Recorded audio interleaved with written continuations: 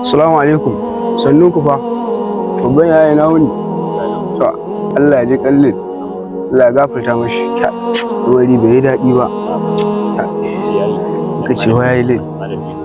Wallahi malalin lokaci yayi. Duka yaushe muke tare da shi can zaune.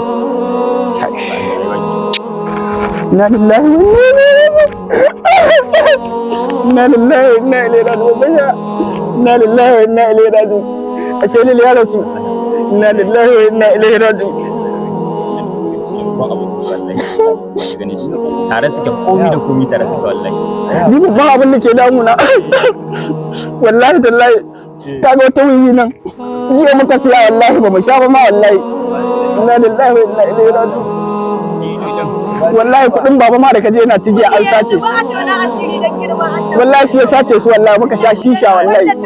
Inna lillahi wa inna ilaihi raji'un.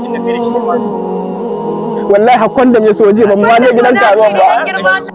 Wallahi wiwin ma ga tanan ko sha ba mi ba wallahi babban takeici na.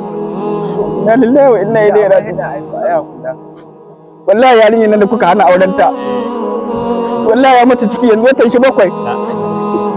Inna lillahi wa inna ilaihi bai ka zo ka tada ai ba wuce shi bane kai. Allah ya ji kanshi. Allah ya rabu shi. Yanzu ga kin yi wiwin nan ta je bare in baka da kwandam din da muka siyo. Dan Allah ka daure ka alsa yaya